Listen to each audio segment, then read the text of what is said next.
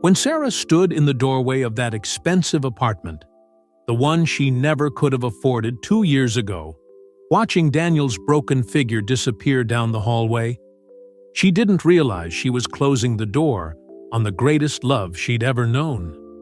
The engagement ring he'd held out with trembling hands now sat back in his pocket, and his shoulders were hunched in a way she'd never seen before. He didn't look back. He simply walked away into the rain, and she told herself she'd made the right choice. After all, how could a man with no job, no prospects, possibly give her the life she deserved?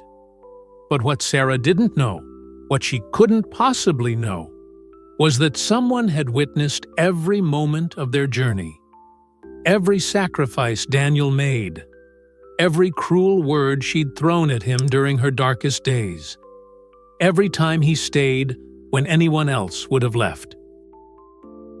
And that someone was about to show her exactly what she'd thrown away.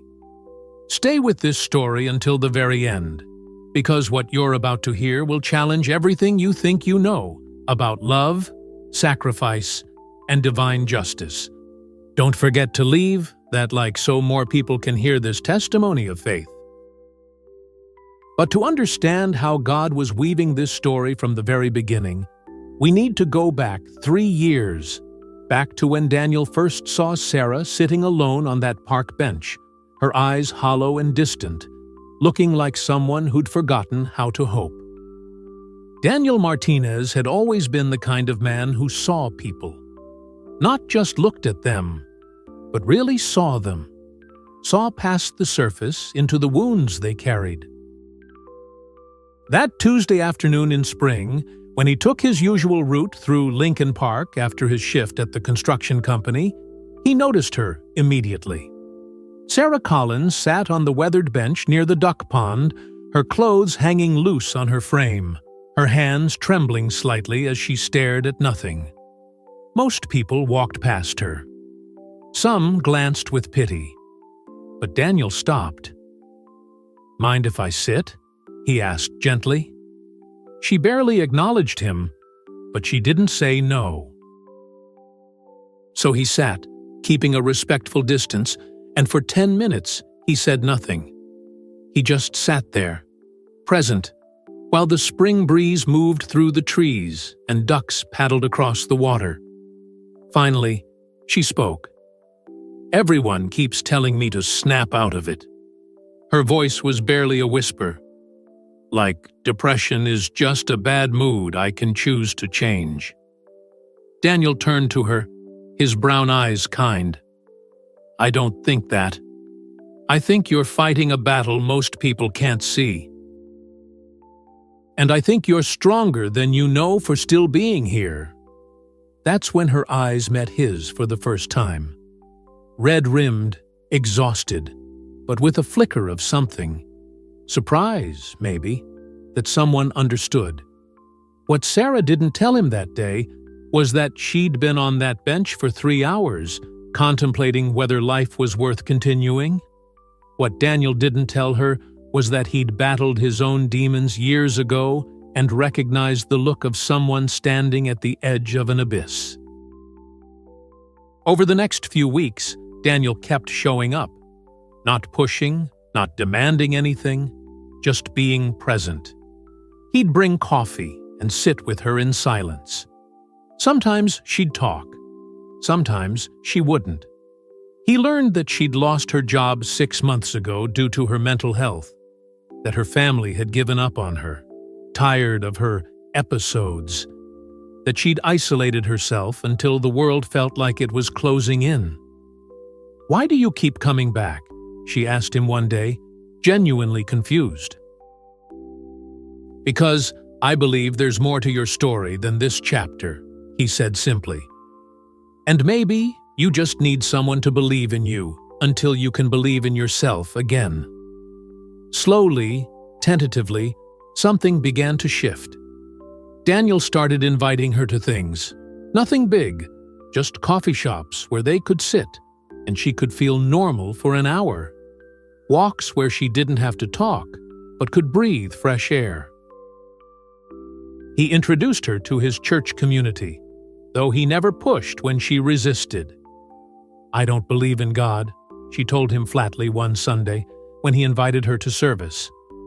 "That's okay," he smiled. "He believes in you."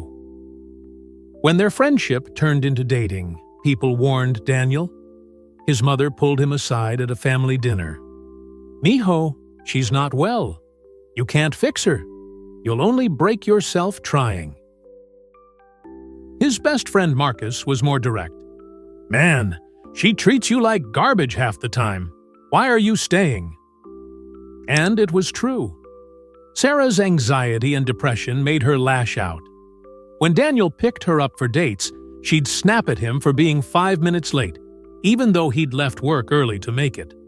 When he tried to encourage her, she'd accuse him of not understanding. When he suggested she talk to a therapist, she'd rage that he thought she was crazy. But Daniel stayed quiet. He stayed patient. He stayed present. What he couldn't tell them, what he barely understood himself, was that he felt called to be there. Like God himself had placed this woman in his path for a reason he couldn't yet see. After they'd been together for 8 months, Daniel did something that shocked everyone who knew Sarah's situation. He took money from his savings, money he'd been setting aside for a down payment on a house, and paid for her to attend a certification program in digital marketing. "You're talented," he told her when she protested. "You just need the tools to show the world." Late at night, when Sarah struggled with insomnia and panic attacks, Daniel would drive across town to sit with her. He'd hold her while she cried, never complaining about losing sleep before his 6 a.m. shifts. When she pushed him away, literally shoving him toward the door during her worst episodes, he'd simply wait outside her apartment until she texted that she was okay. "You're wasting your time on me," she told him once, her voice bitter. "Everyone else already figured that out." "Then maybe everyone else was wrong," he replied, his voice steady despite the exhaustion in his eyes. The months rolled into a year. Daniel continued working 60-hour weeks in construction, his body aching, his hands calloused and scarred. Every spare dollar went toward helping Sarah, covering her rent when she couldn't, paying for her therapy sessions when her insurance lapsed, buying groceries so she'd have food when depression made it impossible for her to work. His own apartment grew sparse. He wore the same 3 work shirts in rotation. His truck's check engine light stayed on because he couldn't afford the repair. But Sarah's life began to slowly stabilize, and this story is only beginning to reveal what God was doing behind the scenes. Leave a comment telling me where you're listening from, and if this testimony is touching your heart, share it so others can be blessed. Don't go anywhere now, because what happens next will show you the power of sacrificial love. The certification program paid off.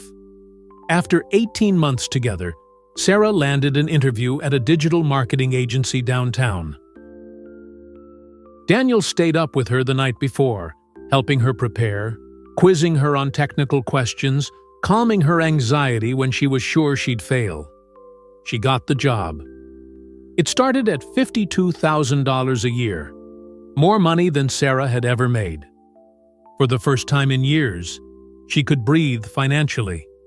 She could afford therapy consistently. She could buy clothes that fit. She could eat at restaurants without calculating every dollar. And Daniel celebrated with her as if the victory were his own. Which, in many ways, it was. "I couldn't have done this without you," she told him that first day, her eyes bright with an emotion he hadn't seen before: hope. "You did this," he insisted. "I just believed in you." What neither of them could have known was that this success would become the catalyst for everything that followed. As Sarah's confidence grew with her career, something else shifted. The woman who'd been so dependent, so broken, so desperate for Daniel's support, began to change. She started going to after-work happy hours with colleagues. She joined a gym. She moved out of her cramped studio into a one-bedroom apartment in a better neighborhood. Daniel watched it all with pride, never once resentful that the time they'd spend together grew less frequent. "You're becoming who you were meant to be," he told her. But he didn't see the way her eyes lingered on her successful colleagues. He didn't notice how she'd grown embarrassed when they asked what her boyfriend did, and she had to say, "construction worker." He didn't hear the small comments she'd make about upgrading her life. Meanwhile, Daniel's own life began to unravel in ways he couldn't have predicted. His boss, Richard Thornton, was a man who believed in old grudges and family vendettas. And through a series of unfortunate connections, Richard discovered that Daniel was dating Sarah Collins, the daughter of the man who'd testified against Richard's father in a business fraud case 15 years prior. It didn't matter that Sarah barely spoke to her father. It didn't matter that Daniel had nothing to do with any of it. Richard fired him on a Thursday afternoon, 3 weeks before Christmas. "Nothing personal, Martinez," Richard said, not meeting his eyes. "Just can't have you around anymore." Daniel didn't argue. He didn't plead. He simply collected his things and walked out, his mind already calculating how long his savings would last, how he'd make rent, how he'd tell Sarah. The rejection hit him harder than he expected. Not just the loss of income, but the sudden absence of purpose. For 3 years, he'd poured everything into his work and into Sarah. Now one was gone, and the other was thriving without him. Depression, that old enemy he'd conquered years ago, began creeping back in. The dark thoughts, the exhaustion that made even getting out of bed feel impossible. The sense that he'd failed, that he wasn't enough, that he'd never be enough. For weeks, he didn't tell Sarah he'd lost his job. He'd leave his apartment at the usual time, spend the day sending out applications from coffee shops, and come home at his normal hour. The severance pay kept him afloat, but his savings, already depleted from helping Sarah, dwindled rapidly. Finally, when he couldn't hide it anymore, he told her. They were in her apartment, the one she could now afford on her own, surrounded by the furniture she'd recently bought. Nice things? Expensive things? Daniel sat on her new couch and explained everything. The firing, the connection to her father, the weeks of pretending, the depression clawing its way back into his mind. "I'm sorry I didn't tell you sooner," he said quietly. I didn't want you to worry." Sarah's face had gone through several expressions during his explanation: surprise, concern, and then something else. Something that made Daniel's stomach turn. "How long until you find something else?" she asked, her voice careful.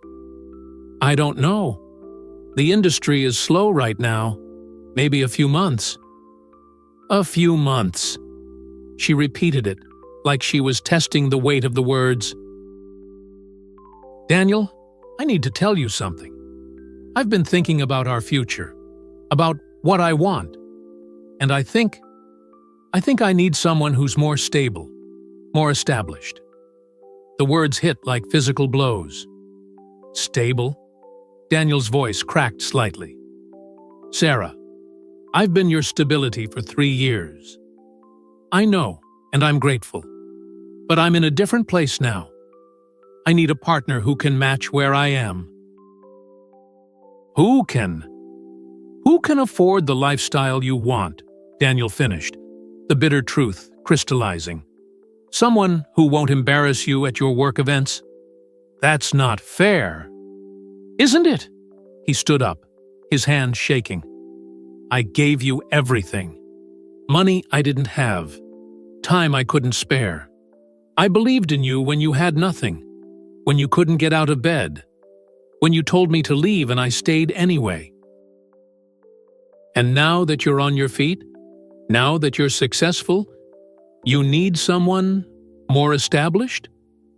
Tears were streaming down Sarah's face, but she didn't deny it.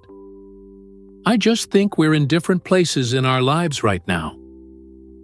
Daniel looked at her for a long moment, this woman he'd loved through her darkest days, and something broke inside him.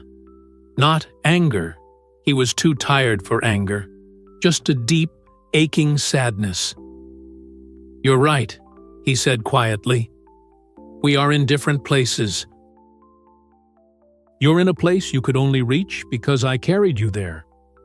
And I'm in a place where I could use someone to carry me for a change." He reached into his pocket and pulled out a small velvet box. Sarah's eyes widened. "I was going to ask you tonight," Daniel said, opening it to reveal a modest diamond ring. Not huge, not flashy, but beautiful. "I saved for 8 months for this. I wanted to wait until I could give you something worthy of you." He laughed bitterly. "Ironic, isn't it? Turns out I'm not worthy of you." "Daniel, will you marry me, Sarah?" he asked, even though he already knew the answer, even though he could see it in her face. "Will you marry a man with no job, no prospects, someone who might drag you back down to where you used to be?" The silence stretched between them, heavy and final. "I can't," she whispered. Daniel closed the box and put it back in his pocket. "That's what I thought." He walked to the door, and Sarah followed, crying openly now. "Daniel, please, can we talk about this?" "There's nothing to talk about," he said, not looking back. "You've made your choice. I hope it makes you happy." And he walked out into the rain, leaving behind 3 years of love, sacrifice, and unwavering faith in a woman who couldn't find it in herself to have faith in him. What Daniel didn't see as he walked away was the figure standing across the street, watching. A man in simple clothes, his face weathered but kind, his eyes ancient and knowing. He'd been watching this story unfold from the beginning, watching every sacrifice, counting every tear. And now, his heart broke for the faithful servant who'd just had his heart shattered. But God's work wasn't finished. Not even close. The months that followed were the darkest of Daniel's life. His depression deepened into something almost unbearable. Days blended together in a gray haze of job applications and rejection emails. His savings ran out. His landlord posted an eviction notice. His truck was repossessed. Everything he'd worked for, everything he'd sacrificed, it all crumbled. He stopped going to church, stopped answering calls from his family, stopped pretending he was okay. One night, sitting in his nearly empty apartment with his final eviction notice in hand, Daniel hit rock bottom. He knelt on the floor, not in prayer, but in defeat. "I did everything right," he said to the empty room, his voice raw. "I helped her. I loved her. I sacrificed everything. And for what? To be thrown away like I meant nothing?" The silence pressed in around him, heavy and suffocating. Where was God in all this? Where was the reward for faithfulness? Where was the justice? What Daniel couldn't see was that same figure from the rainy street, now standing in the corner of his apartment, visible only to spiritual eyes. Jesus watched his child break, and he wept with him. But he didn't intervene. Not yet. Because the story wasn't about immediate rescue, it was about something deeper, something that would echo into eternity. Meanwhile, Sarah's life continued its upward trajectory. 3 months after breaking up with Daniel, she met someone at a work conference, Trevor Ashford, 38, successful, senior vice president at a consulting firm. Handsome, charming, everything she thought she wanted. He wined and dined her, took her to expensive restaurants, bought her jewelry. After dating for only 6 weeks, he proposed with a ring that made Daniels look like a toy from a vending machine. Sarah said yes. Her co-workers celebrated with champagne. Her social media exploded with congratulations and photos of her massive diamond. She posted pictures of Trevor, his expensive suits, his luxury car, their weekend trips to wine country. She tried not to think about Daniel, tried to convince herself she'd made the right choice. After all, look how well everything had turned out. This was what happiness looked like, wasn't it? But late at night sometimes, she'd remember the way Daniel used to hold her during panic attacks. The way he'd stay up all night just to make sure she was okay. The way he'd look at her like she was the most precious thing in the world, even when she was at her worst. Trevor never looked at her that way. Trevor looked at her like an accessory. Beautiful, successful, someone who fit the image he wanted to project. But she pushed those thoughts away. She'd made her choice. She had to live with it. 6 months after Daniel walked out of Sarah's apartment, something shifted. Daniel had been staying with his mother, sleeping on her couch, working odd jobs just to contribute something to the household. The depression was still there, a constant weight, but he'd started fighting it again, started praying again, even when the prayers felt like they hit the ceiling and bounced back. One Sunday, he dragged himself to church for the first time in months. He sat in the back, barely listening, just going through the motions because his mother had begged him to come. Pastor Michael was preaching about Job, about suffering, about faithfulness in the darkness. Sometimes, the pastor said, his voice carrying through the sanctuary, God allows us to lose everything so we can discover what we truly have. Sometimes, the stripping away of what we thought mattered reveals what actually matters. And sometimes, the people we invest in won't be the ones who celebrate our victory, but God keeps the accounts. He sees every sacrifice, and He never forgets. Something cracked in Daniel's chest.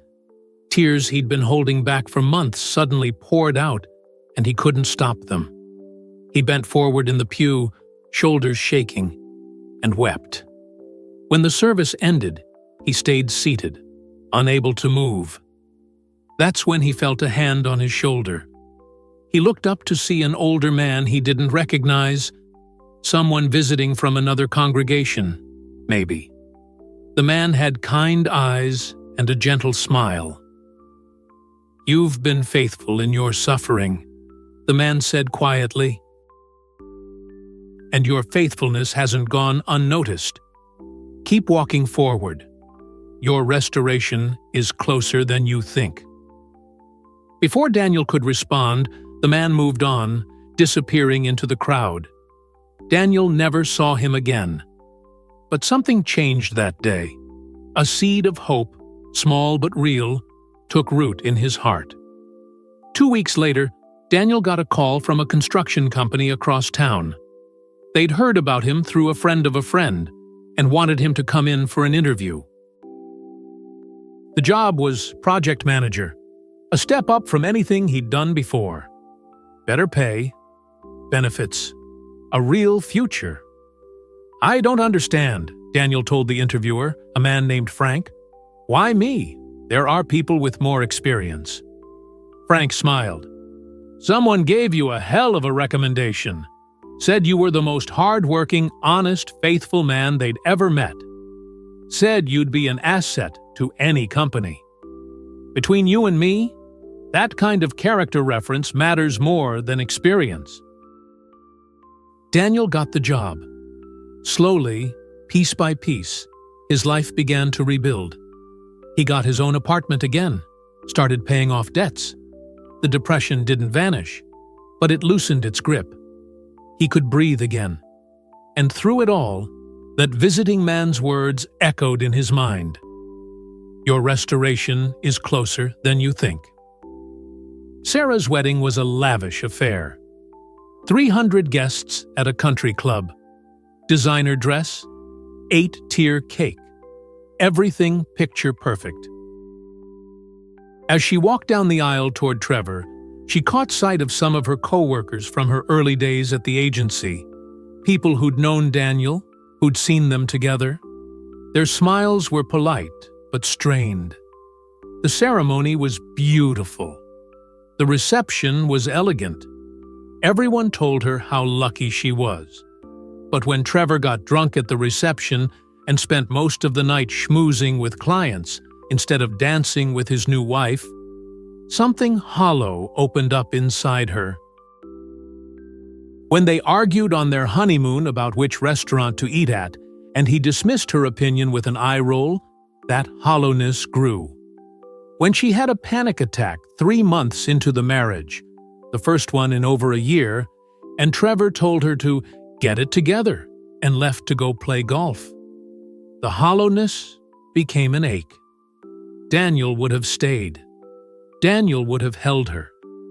Daniel would have canceled everything else in his life to make sure she was okay.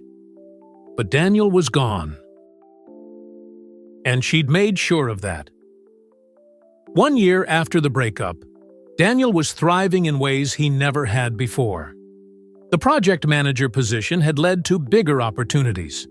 He'd been promoted to senior project manager, overseeing multiple construction sites across the city. His team respected him. His bosses valued him. His income had tripled from what he'd been making before. But more than the external success, something internal had shifted. The depression had receded to manageable levels. He'd found a therapist who helped him process the betrayal and rejection. He'd built a strong community at church. He'd rediscovered joy in simple things. Morning coffee, conversations with friends, helping others. He'd even started dating again. Nothing serious yet, but he was open to it. Open to trusting again, even though the wounds from Sarah still ached sometimes. One evening, as he was leaving a job site, he encountered a homeless man sitting against the building. The man was thin, dirty, his clothes worn through, but something about his eyes made Daniel pause. "Can I buy you dinner?" Daniel asked. The man smiled. That would be kind. They went to a diner nearby, and Daniel bought him a full meal. As the man ate, they talked. About life, about struggles, about faith. "You're doing well now," the man said, not as a question, but as an observation. "Yeah," Daniel admitted. "Better than I was a year ago, anyway." "But you still carry the weight of rejection." Daniel paused, his coffee cup halfway to his lips. "How did you—" "Some wounds run deeper than others," the man said gently. "The ones that come from love, given freely and thrown away carelessly. Those take the longest to heal." They sat in silence for a moment. "Can I tell you something?" the man asked. "That woman who rejected you, she's learning now what you were worth. And it's a bitter lesson. But you needed to learn that your value doesn't come from who accepts or rejects you. Your worth was established long before she came into your life. You just had to remember it." Daniel felt tears prick his eyes. "Who are you?" The man smiled, a smile so full of love and knowing that it seemed to light up the entire diner. "Someone who's been watching your journey. Someone who's proud of how far you've come. Someone who wants you to know that your faithfulness hasn't been forgotten." He stood, his meal only half finished. "Keep walking forward, Daniel. Your story isn't over. And when the final chapter is written, Everyone will see that the one who seemed to lose actually won. And then he was gone, slipping out of the diner before Daniel could even process what had happened. When Daniel tried to follow, the man had vanished. And when Daniel went back to pay the bill, the waitress looked at him strangely. "What do you mean, pay for 2 meals? Hon, you've been sitting alone this whole time." Daniel felt chills run down his spine. He looked at the booth where the man had sat. 2 coffee cups, 1 empty plate, evidence that he'd been real. But the waitress saw only 1. Meanwhile, Sarah's marriage was crumbling. Trevor's drinking had gotten worse. His temper, always simmering beneath the surface, erupted regularly. He'd never hit her, but his words cut deep. He'd mock her anxiety, dismiss her needs, compare her unfavorably to other women. Her career, once a source of pride, felt hollow. The promotions she'd received felt meaningless when she came home to a husband who resented her success almost as much as he needed it to maintain his lifestyle. She'd tried to make it work, tried couples therapy, but Trevor refused to take it seriously. Tried changing herself, but it was never enough. Tried praying, even though she'd spent years insisting she didn't believe. "God, if you're there," she whispered one night, alone in her expensive bedroom while Trevor was out again. "I'm sorry. I'm so sorry. I threw away the best thing in my life, and I don't know how to fix it." The silence that followed felt different than before. Not empty, but expectant. Like something was listening. The next morning, Sarah did something she hadn't done in 2 years. She looked up Daniel on social media. His profile showed a different man than the one she'd left broken. He was smiling in photos, leading a volunteer project at a community center, celebrating a work promotion. He looked healthy, strong, genuinely happy, and she felt the full weight of what she'd done crash over her. She'd taken his kindness for weakness, his sacrifice for obligation, his love for convenience. And when he'd needed her to be even a fraction of what he'd been for her, she'd walked away. The confrontation she'd been avoiding came on a Tuesday afternoon. Sarah was at a coffee shop near her office when she saw him. Daniel, standing in line, casual clothes, looking relaxed and content. Her heart leaped and plummeted simultaneously. Before she could decide whether to leave or approach him, he turned and saw her. For a moment, they just looked at each other across the crowded cafe. Then Daniel smiled, a small, genuine smile without bitterness, and walked over. "Sarah, how are you?" His voice was kind. No anger, no resentment. Just polite warmth you'd give an old friend. She started, then couldn't finish. How could she answer that honestly? "I'm okay. You look good." "Thanks. I'm doing well." He paused, then added gently, "I heard you got married. Congratulations." The word felt like a knife. "Daniel, It's okay," he interrupted. "Really, I've made my peace with what happened." "But I haven't," she blurted out, her eyes filling with tears. "Daniel, I made the biggest mistake of my life. You gave me everything, and I threw it away because I was scared and stupid and—" "Stop," he said softly. "Sarah, I don't need an apology. I forgave you a long time ago. Not because you asked for it, but because I needed to let go of the bitterness. What happened hurt me deeply. But it also taught me things I needed to learn. About my own worth. About what real love looks like. About who I want to be." She was crying openly now, not caring who saw. "I don't deserve your forgiveness." "None of us deserve grace," Daniel said. "But that's what makes it grace." They talked for an hour. Daniel told her about his journey through depression, his restoration, his new life. Sarah told him about her marriage, her regrets, her realization that she'd traded real love for a comfortable lie. "I don't know what to do," she admitted. "I've made such a mess of everything." Daniel was quiet for a moment, then said, "Can I tell you what someone once told me? That sometimes God allows us to lose everything so we can discover what we truly have. You chased after the wrong things, Sarah. Security, status, stability. But those things don't love you back. And now you're learning what really matters. What do I do now? You get honest with yourself, with your husband, with God.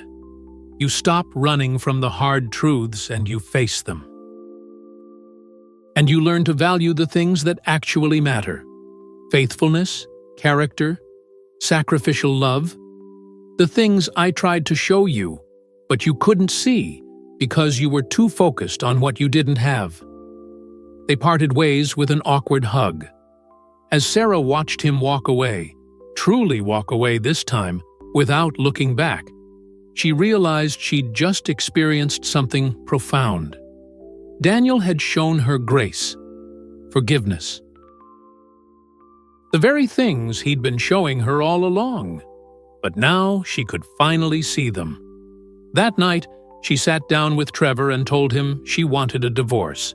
His rage was predictable, but she stood firm. She'd rather be alone than continue living a lie. The divorce was messy, expensive, painful. Sarah lost friends, lost financial security, lost the lifestyle she'd convinced herself mattered. But she gained something more valuable: truth, self-awareness, and the beginning of real faith. 2 years after that coffee shop encounter, Sarah sat in a small church, not the big, flashy one she'd attended with Trevor for appearance's sake, but a humble community church in a working-class neighborhood. Pastor Michael was preaching. The same pastor who'd preached to Daniel about Job and suffering. The woman at the well, Pastor Michael said, had gone through 5 husbands and was living with a 6th man. She'd spent her whole life looking for love in relationships that couldn't satisfy. And then she met Jesus, and everything changed. Not because he gave her another relationship, but because he showed her what love actually was. Sarah felt tears streaming down her face. She'd been that woman, chasing after the wrong things, looking for satisfaction in status and security instead of in what actually mattered. After the service, she approached the pastor. "Can we talk?" They sat in his office, and Sarah poured out her story. The depression, Daniel's faithful love, her betrayal, her failed marriage, her journey back to something resembling faith. "I threw away the best man I've ever known," she said. "And I can't undo it. I can't fix it. He's moved on. He's happy. And he should be. But I carry this guilt every day." Pastor Michael listened quietly, then said, "Have you considered that maybe Daniel was never meant to be your husband? That maybe he was meant to be the person who showed you what love looks like so you could recognize it when you encountered it from God?" Sarah looked up, confused. "Sometimes," the pastor continued, "God uses people as living parables.